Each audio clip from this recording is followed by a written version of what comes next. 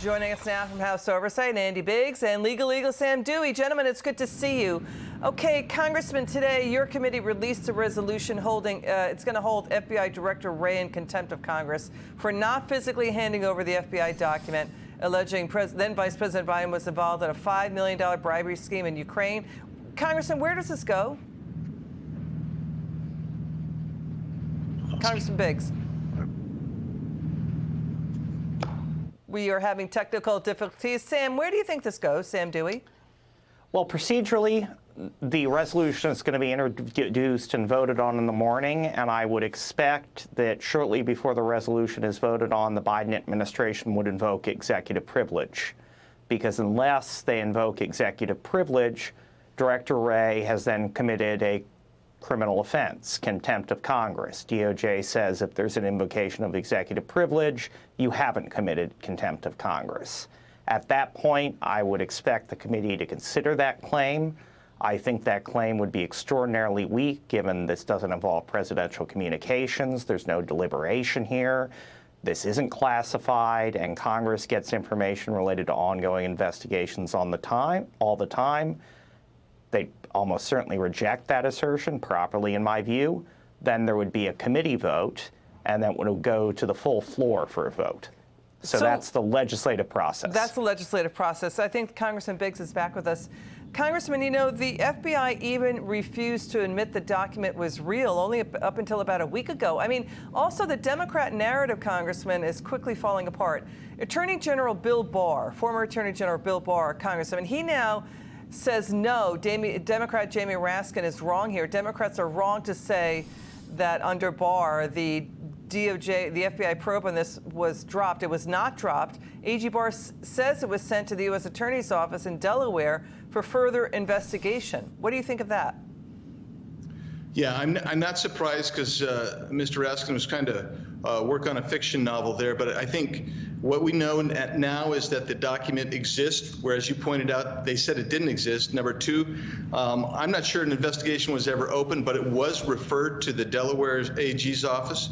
And so it was sitting there. The third thing is, as we're moving forward here, the FBI now is coming in trying to negotiate at the last minute, letting us have access to that document, and additional negotiations are going on with regard to other pieces of evidence as well. So that's the news coming in, that the FBI is now, after all this, saying we'll show the FBI document to the entire House Oversight Committee.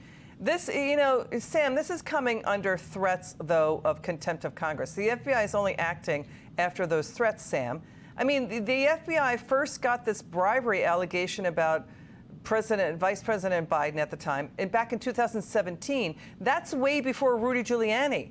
It's not Rudy Giuliani generated. This is like 3 years before Rudy Giuliani was bringing forward information to law enforcement. Sam. Absolutely. There's zero indication this is linked to Mr. Giuliani, and there is a lot of contextual disclosures that show reliable informant, paid, used for years, used in others' cases, predated. And as to the negotiations, it's pretty clear DOJ wasn't acting in good faith. This is about a single document. They didn't even acknowledge it existed for almost a month. This is not a good faith negotiation. This is last minute stonewalling. On the breaking news, I don't think anything other than production is acceptable. I think Chairman Comer has it exactly right, because as an investigator, the in-camera review they are offering will not allow the committee to know the names of the people mentioned in that memo, to consider those, to draft their own subpoenas and really investigate the allegations, because it's pretty clear that the FBI and the district U.S. Attorney in Delaware hasn't done so. So, you know, what Sam just said, there's this development too, Congressman. House Oversight Chair Comer says the footnotes in the document make it clear that this FBI informant made multiple allegations to the FBI alleging Vice President Biden engaged in bribery.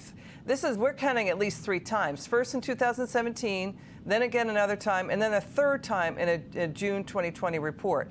So, Congressman Biggs, there are multiple instances, allegations here.